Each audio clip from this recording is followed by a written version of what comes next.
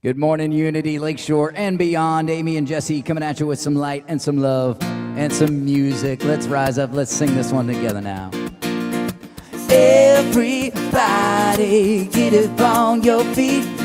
See the light in everybody you meet. Oh, yes, everybody, get up on your feet. See the light in everybody you meet. Oh, let us be reminded of who we've come to be.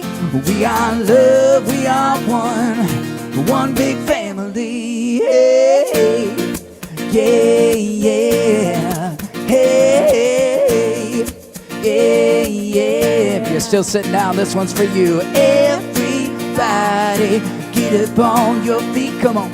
See the light in everybody you meet. All right, everybody, get up on your feet.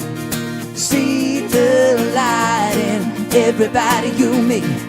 Let us be reminded of who we've come to be. We are love, we are one big family. Hey, yeah, yeah, hey, yeah, yeah. Let's hear that joyful sound now.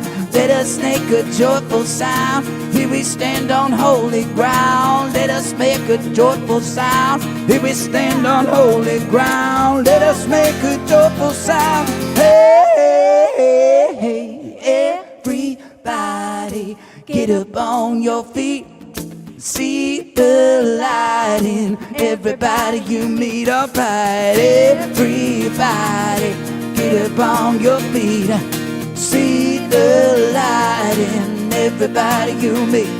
Yeah, let us be reminded of who we've come to be.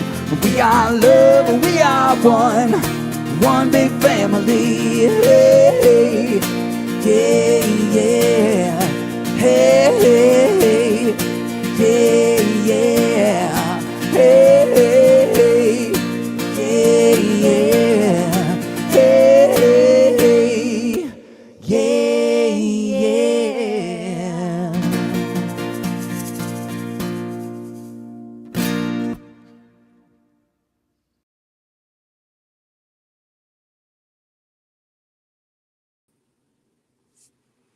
Good morning, everyone. I'm your host, Gina, and I welcome you to our online service.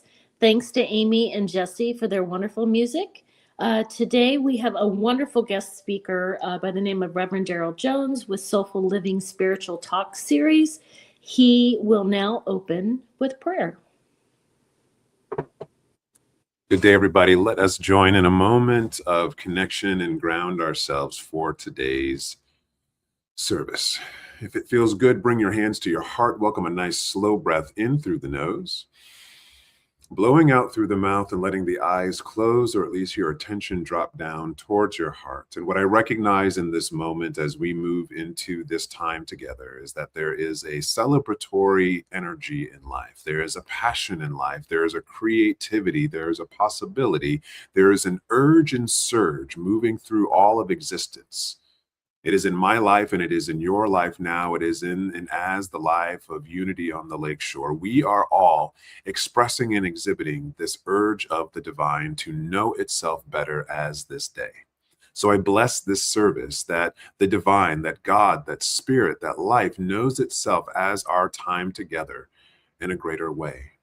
May it palpably know the peace, purpose, passion, possibility, the creativity, the patience, the freedom, the forgiveness, the light, the love, the joy, all of the things and the desires of our heart. May they pour themselves into this service.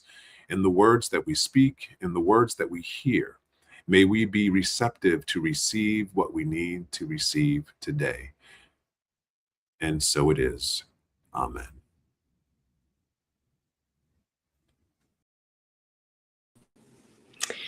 We will be having a Zoom hangout after service, so if you can find that link in the chat and on our Facebook page and website, please join if you are able. Unity on the Lakeshore is a non-denominational spiritual community anchored in loving acceptance. If you are here with us for the first time, please know that whoever you are, or wherever you are on your spiritual journey, you are most welcome here. Please join me in speaking our mission statement. You'll see it on the slide. We embrace all people and honor all paths to God. We create a sacred space to raise the awareness and consciousness of the one spirit in us all.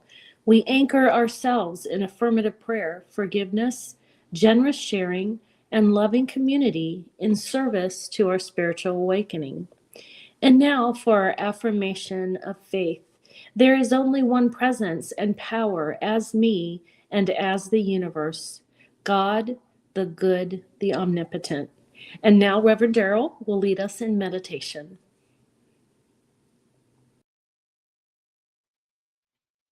I invite all of you to get comfortable wherever you may be and to cease any multitasking. We spend most of our day doing multiple things at the same time. I just silenced my phone and turned off indicators, turned the screen over so I can't see anything on that. And I'm letting myself be fully present with all of you. Let yourself be fully present with yourself as we move into our opening meditation. Take a nice deep breath in through the nose, blowing out through the mouth. In through the nose, out through the mouth.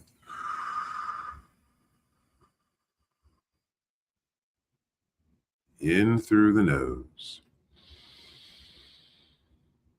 And as you exhale, let your eyes gently close. If that doesn't feel right today, at least drop your visual attention away from looking at the screen for a moment and let yourself rest as I share some words from the great mind of Howard Thurman. This is entitled, God Restoreth My Soul. God restoreth my soul. The ravages of time are at work in me. I remember when to do the wrong thing brought sharp and swift judgment to my mind and to my spirit. Then there followed a period when much in me that was sensitive to error grew dull and numb. There was no marked and dramatic change, simply the quiet wearing away of the sharp and pointed consciousness of wrong, until at last there were the dead places, the barren spots. It may have been some passing remark from a thoughtful friend, or a flash of light from a forgotten moment of searching prayer, or a challenge to sympathy to which my mind alone responded, but of which my feelings were unaware. Then I knew how far I had drifted. And in the wake of that awareness, God moved with the swiftness of the eagle in the hunt. The miracle had happened. God restored my soul. The drain on my spirit from so much of hardship, the tearing of the brambles in my path have taken their toll. All the energies seem to spend themselves merely in keeping going. The excuses of weariness and exhaustion seemed ever at hand and anxious to serve. Again and again, the words flowed into me. It takes too much effort to go the second mile. Why should I care so much? No one else seems to be bothered. It is all I can do to handle the necessities of my own life, and that I do poorly. On and on, the stream flowed unchecked. Then, somewhere along the way, all seemed wrong. I took time aside for checking before God. I told God all about my increasing dullness, wearisome detail after wearisome detail. When I finished, I was spent. While I waited in my exhaustion, strength and renewal were at work in me. Weakness made strong, exhaustion transformed into energies. Deep within, there was born the declaration that this risk I must not ever run again. I now know that God restoreth the soul moment by moment. If the door is not held tightly against God, or if it is not permitted to jam by too much of cares and weariness, God restoreth our soul. Let Spirit restore your soul in the midst of all the weariness of this week as we take a moment to sit in stillness.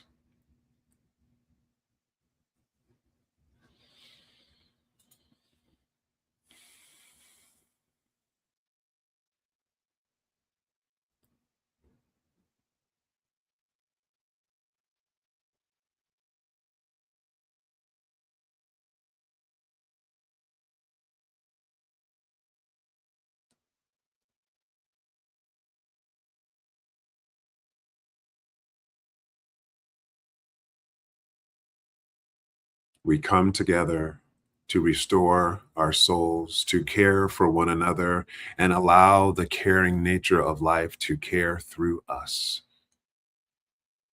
May we continue to restore our soul as we move into the rest of our service. A nice deep breath in, exhaling restoration as you open your eyes and attention back to our service today. Peace and blessings.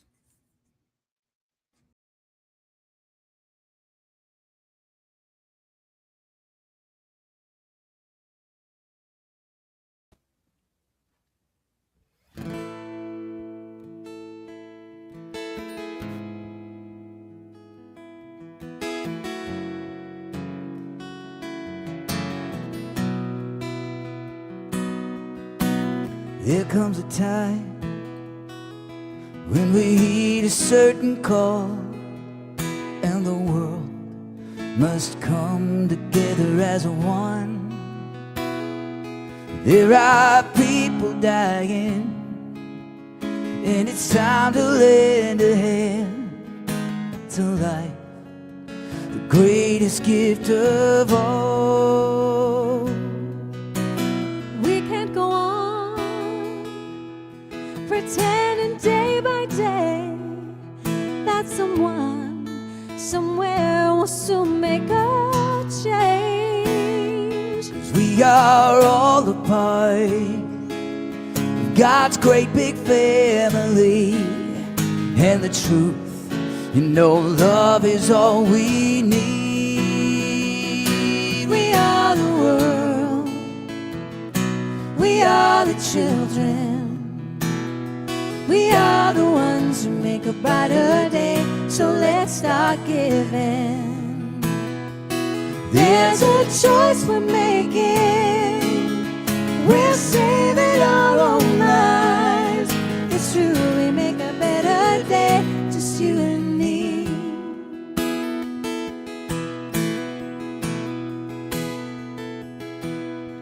Send them your heart, so they'll know that someone cares, and their lives will be stronger and free, as God has shown us by turning stone to bread. So we all must lend a helping hand. We are the world, we are the children, we are the ones who make a brighter day, so let's start giving. There's a choice we're making, we're saving our own lives. It's true, we make a better day, just you and me. When we're down and out, and there seems no hope at all, but if we just believe, there's no way we can fall. Yeah, let us realize, oh, that a change will only come when we stand together as a one. We are the world, We are the world, we are the children, we are the children. we are the ones who make a brighter day, so let's start giving. There's a choice we're making, we're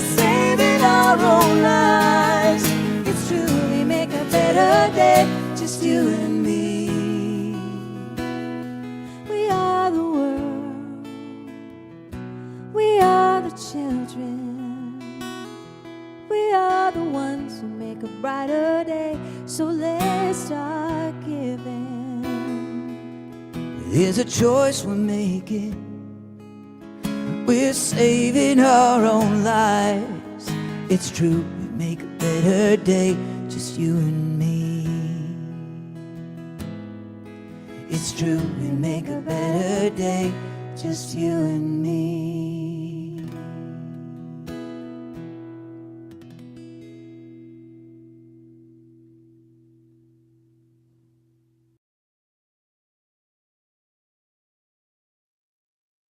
Thank you so much, Amy and Jesse. One of my favorite songs. It takes me back to when I first met Reverend Mark Anthony and Patrick in 2003 here in Chicago. And we were trying to change the world, making a better place. And I'm so excited to be here, making the world a better place with all of you today. Good day, everyone. My name is Reverend Darrell Jones. If you were not here last Sunday, I spoke last Sunday as well as obviously today. And it's a part of a two-part talk series entitled Soulful Living. The work that I do in the world, the work that I do for myself, the work that I do anywhere and everywhere is the intention of staying connected to my soul. Now, my definition of soul might be a little different than some other traditions, some other religions, and I'm not saying one is right or wrong, but I've always been hungry to discover a practical spirituality that allows me to engage in all of the things that we do in our coming and going in our humanity, as well as stay engaged with the living spirits of life that I like to call God, that I like to call spirit. And so that is, to me, what soulful living is about. It's not excluding any part of us. It's connecting our mind. It's connecting our body. It's connecting our spirit. It's connecting our energies. It's being with our emotions that are anger and frustration, as well as joy and excitement. It is being sick. It is being harmed. It is harming. It is all the things that happen in our human experience, and excluding none of it and seizing everything as an opportunity to be reminded of our purpose, and that is to recognize God as all of life. The whole intention of this talk series of Soulful Living is to explore this question: what does it look like to live from the soul in a world that constantly pulls us off of our center? This series, the intention I had was to invite you into a deeper experience of soulful living, not as a concept to master, but as a way of being rooted in God, guided by inner wisdom, and supported by daily spiritual practice. The ultimate invitation is to remember to slow down, to soften inward into our heart, and remember that soulful living is not something you earn. It's something you practice allowing. When you choose to live from peace, trust your divine purpose, and walk faithfully with God, the universal presence, one moment at a time. The framework that I began presenting on last week, I call the 4P framework, where we are living in peace, purpose, passion, and persistence. And last week we focused on peace and purpose. From peace and purpose, a holy vitality begins to awaken, a passion for life, a desire to participate fully, a quiet joy in showing up as yourself. Yet soulful living is not sustained by inspiration alone. Life continues to move, to challenge us, and to change constantly. What carries us forward is persistence, the loving commitment to return again and again to the practices that connect us with God, truth, and inner alignment. Today's talk explores how spiritual persistence keeps passion alive without burnout, force, or heavy lifting. Not through perfection, not through striving, rather through presence, devotion, and trust. I invite you today to see your daily spiritual practice not as an obligation, but as a sacred relationship that nourishes the soul and allows divine energy to move through your life with greater ease and flow. I have to thank last week after service, we did the talk back portion on Zoom. And I believe it was Jim that offered there needs to be a fifth P, and that's patience.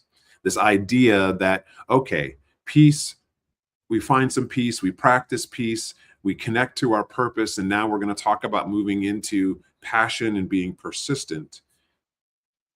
But through the midst of it all, there's a fifth P that we must honor, and that's patience. So often we want life to move quicker than it actually does. So often we want results from our passion, from our persistence, from our peace, and from our purpose faster than it realizes. And our work, the exercise that we must constantly engage in, is patience, a kindness, a willingness, a compassion, and a surrender. So I thank Jim for bringing that into the conversation. You can almost imagine that it's patience that weaves itself in and around through all of the other P's. As we practice, we must be patient with ourselves and the working of the creative law. So let's get into passion. Let's get into persistence and how it can be of service to us in our soulful living.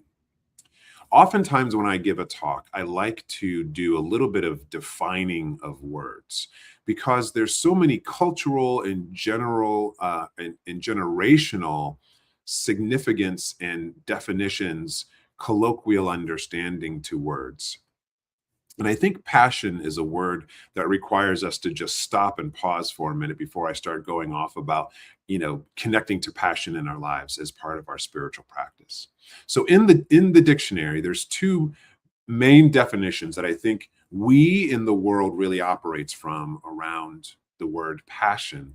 But then there's some subtext definitions, some I'll own them maybe as cultural definitions that I grew up with, but I would imagine that if they live in me, they live in you somewhere as well. But let's start with the dictionary first. So the definition of passion, the first one is strong and barely controllable emotion, right? So this is that context of passion that often gets associated with love, with lust, with romantic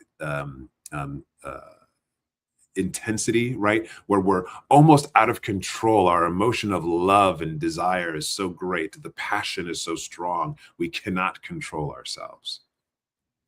And then there's the other definition of an intense desire or enthusiasm for something, right? So we are so passionate about a thing. We are so passionate about a cause. We are so passionate about a person. And I like both of those definitions. I don't think they're bad or wrong, but I want to just honor some of the trappings of them as we move into embracing passion as a part of our spiritual and soul journey.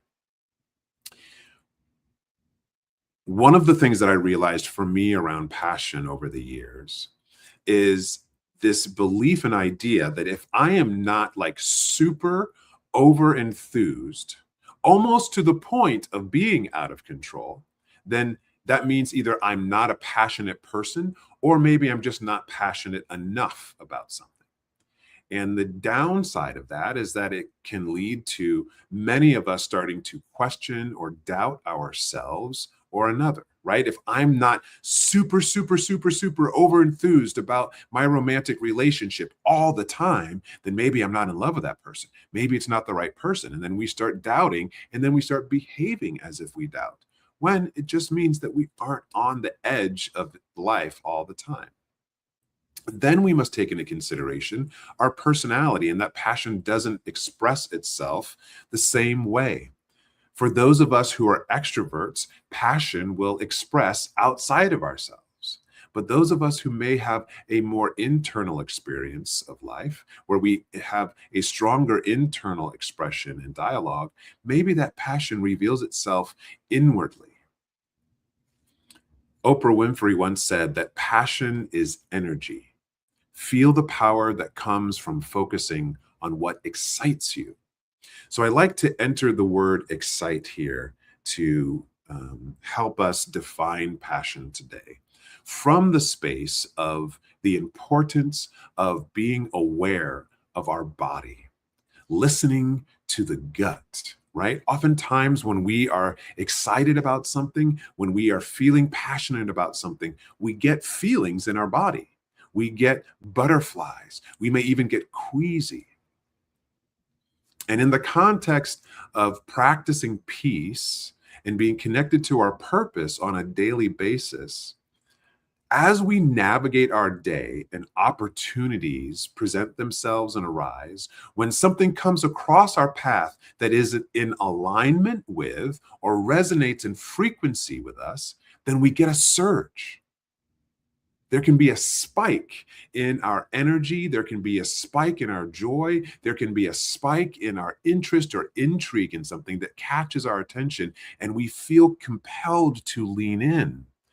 However, if we are not practicing peace and we are stimulated all the time, as some of folks that I say, they like to say on 10, if we're on 10 all the time, then we can lose some sensitivity.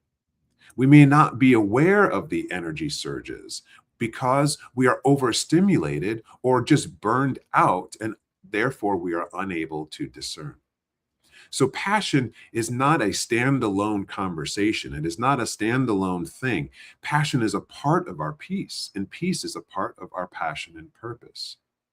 It is something to think about in the context of these 4 Ps. I have to share with you the other night, last night actually, I was having a conversation. My wife, my partner, and I have a dear friend staying with us in town, and we were having some conversation about calming ourselves and the nervous system. Both of them work in the healthcare and wellness industry, which I believe in the spiritual world, it is 100 in alignment with the healthcare and wellness industry, but we often separate it. So I love having a conversation about our health and wellness as it relates to our spirit. And peace comes into the conversation here. We are talking about the idea of getting peace from exhaustion, getting peace from physical exertion. And there has been, over the years, as I do a lot of corporate mindfulness training and educational experiences, where people say, yeah, meditation doesn't work for me. I just need to go for a really long run, or I have to do a HIIT class, or I need to do hot yoga. And there's nothing wrong with those. I have lots of energy too that sometimes I need to expend. But there's something to be said in this context of thinking about passion being a surge, us being able to notice when excitement arises. If we are finding our peace from exertion and from exhaustion, then we don't have any bandwidth, right? When we can practice peace and connect to our purpose and have a sense of stillness and slowness, then when we come into contact with something that surges, when we get that tickle in our gut, when our spidey senses go up, we have some bandwidth of awareness. But if we only find our peace and our calm and our centeredness from that overstimulation, then we may miss a lot of what is really, really passionate in our life. During our meditation today, I did a reading from Howard Thurman, and I have another quote from him, one that gets utilized often and I think relates to some of the invitation today. He once said that don't ask what the world needs, ask what makes you come alive and go do it. Because what the world needs is people who have come alive. So another way to think about passion that I invite you to chew on this week is this idea of coming alive. And so often I think we move into the world asking, what is it the world needs? What is it that the world will like about me if I give it to them, right? Think about our relationships. Oftentimes, it's not that we can't be concerned with what the world needs, that we don't ask what our partner needs, what our friend needs, what someone else needs, and we offer it to them. But if that is where we only seek to find passion in the world, then things are imbalanced. We need you. The world needs us to be in our passion and excitement in life. When we bring that into the world, it brings a certain energy and vitality that is not frenetic, that is not an energy that is exhaustive. It is an energy and a passion and an excitement that's generative. Being passionate about something is a really, really beautiful characteristic that you can develop.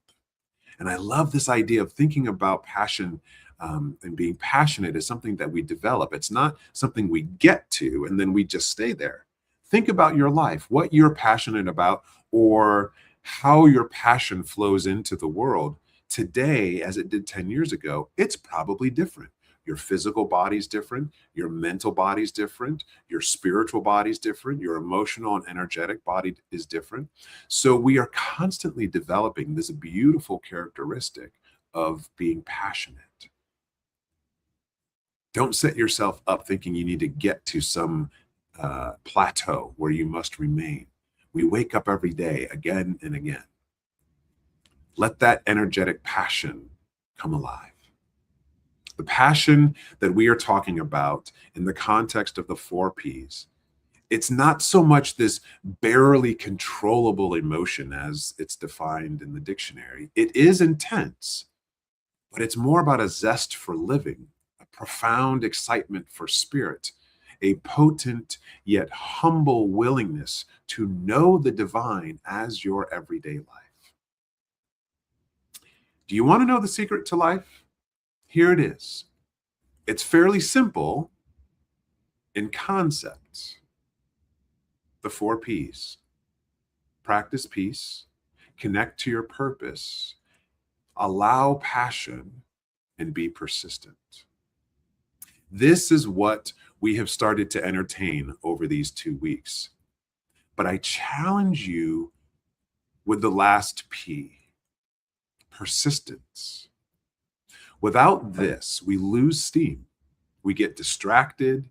Our priorities get confused. And this is why spiritual community, why our family, why different support circles and workshops and classes and one-on-one coaching and therapy and more, all the things that we have as our resources, we must be persistent and diligent in their regular use. However, I would posit and challenge that the most important and the thing that ultimately only you are responsible for is your personal self-care or your personal spiritual practice. Don't practice out of obligation to God or spirit. God doesn't need you to practice. You need you to practice. Your mind, your spirit, your body needs you to practice and to do it through consistent behavior. Now, so this book that I wrote, Soul Gym, my ministry named Soul Gym, I use the analogy of our physical body and our physical exercise a lot because I think it helps our intellect wrap around the idea and understand the significance of this consistent, persistent practice. So there's been so much research, and a lot of it is in hospital settings. So it's extreme, going from like exercise or living to nothingness, but it doesn't have to be bed rest. This can happen after we have exercised a lot. So if you are someone who's doing strength training, if you're doing stretching, if you're doing something to engage your body and you get yourself to a certain level, if you stop, if you if you let go of your consistent practice in just a matter of 2 weeks, there's lots of variables, age, gender, all sorts of things. But generally, in just 2 weeks, if you stop consistent physical exercise, you will lose upwards of 25 to 35% of the gains that you had from that consistent practice. So let's say it's, here we are, February 22nd, January 1, you started doing all of this exercise for your body. And you're like, yeah, you know what? I'm pretty good. I'm going to take a break. I'm just going to, let things go. I don't need to do it every day or whatever it may be. And you stop for 2 weeks. You will start to atrophy. You will start to lose some of the endurance. You will start to lose some of the flexibility in your body, upwards of 25 to 35%. That's significant loss in a very little bit of time. And then here's the real kicker. It could take 3 times as long to regain what you lost in 2 weeks. So the strength, the endurance, the flexibility that you gained over a long period of time, if you stop working it in 2 weeks, it could take you upwards of 6 weeks to get back to where you were. Have you heard the phrase, if you don't use it, you'll lose it? This is what we're talking about here. And this principle, right? I love principle-based spirituality. It's very practical to me. Bring this principle over to your spiritual practice, to your mental and emotional well-being. If you are doing regular, consistent prayer and meditation and journaling and reading something that inspires you and visioning and all the different things, but then all of a sudden you're like, I think I'm okay. Or you get distracted from it and you don't use it for a couple of weeks, you lose your gains significantly, over a quarter of them. So the invitation here, the challenge here, my friends, is to be persistent in your peace. Be persistent in staying connected to your purpose. Be persistent in allowing passion and excitement and joy into your heart. Nelson Mandela has said, it always seems impossible until it's done. But I would like to amend that and say, it always seems impossible until we start. All you have to do is get started again. Whether you are a seasoned practitioner, whether you are just beginning your spiritual journey again, whether you've been in the flow, maybe you've become a little complacent in your practice and you just kind of show up because you're like, well, I do it every day at 7:30 and this is what I do. Get a little bit more engaged. My friends, I challenge you to start again and again and again. Every day is a new beginning. Start again today. Let peace have its way with you. Declare your purpose in life, regardless of whether or not you know how to act upon it. Your purpose is still valid. And listen to the excitement and passion in your body and life as you move into resonance with people and places that reflect your peace and your purpose. And do this every day in some way. Let's practice together now. Let's restore, let's reconnect, let's remember. Take a nice deep breath in, bring your hands to your heart. Sigh out.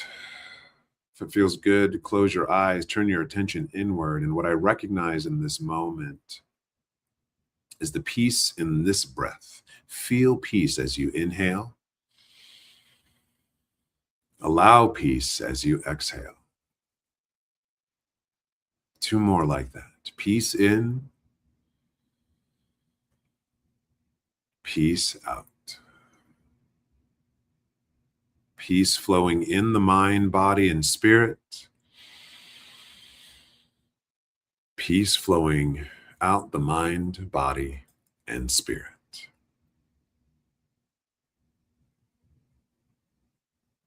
Remember your purpose.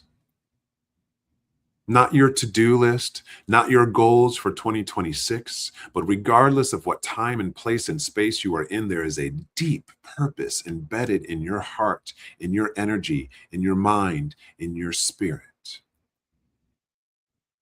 A purpose that compels you, a purpose that, if you remember it, ignites an excitement and a passion for this life that you live, regardless of the circumstances, regardless of whether you're walking down the street or you're in a meeting, regardless if you're standing in front of thousands of people or seated by yourself in a moment of spiritual practice. There is something within you, a purpose, a flame that we are reigniting right now. And let us bless it. Let us be persistent and turn attention back to it over and over again, and declare and reaffirm and reignite with zest your purpose and passion for this life. That there is one power and presence, the divine power and presence, that has no name and yet is all names, that is not embodied by one thing, but is embodied by all things, your life and my life now. Your day, today is the day of the divine. Let us rejoice in that day. Let us remember that we are here to express that in this day. I am so grateful for our time together over these 2 weeks. I am so grateful for our time together today to remember the peace that is available to us, to remember the purpose that is in our hearts, and our challenge to practice bringing it passionately out into our life day after day. And so it is. Amen. A nice deep breath in. Exhaling out, opening your eyes. Peace and blessings to you all. I'm so grateful for the opportunity to spend this morning with you.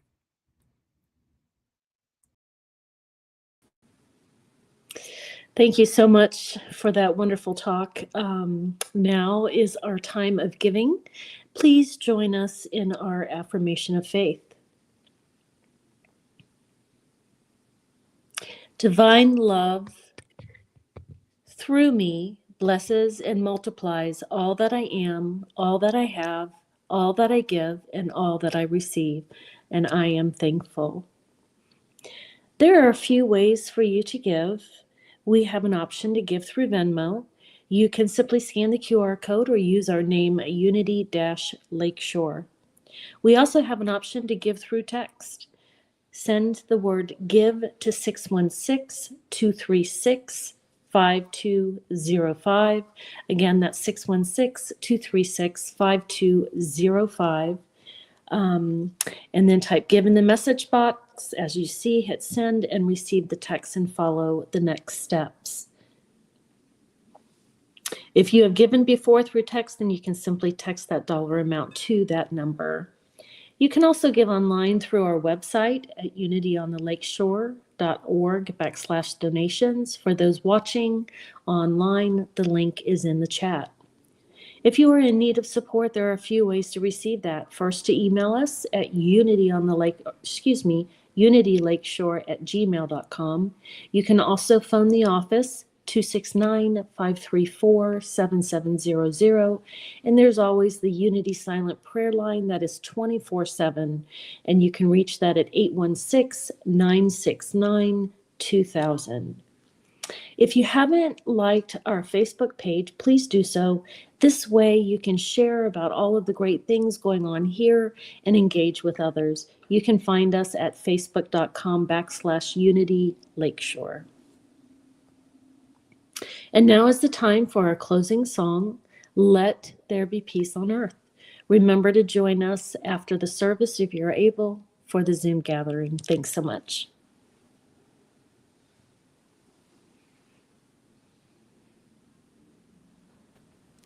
All right, Unity on the Lakeshore, thank you so much for spending time with us today. We love you. We'll see you soon. Let's sing now, Let There Be Peace on Earth.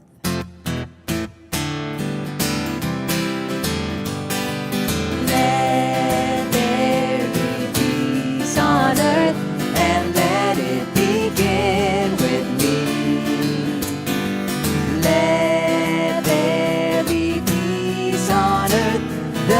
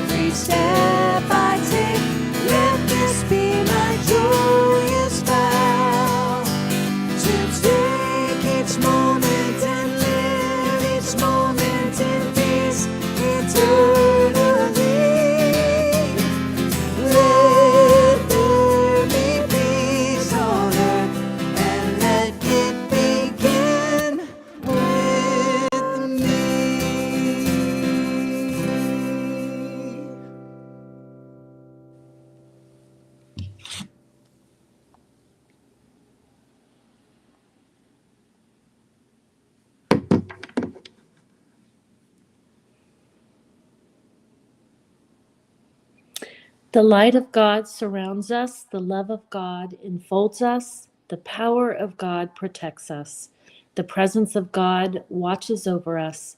Wherever we are, God is, and all is well.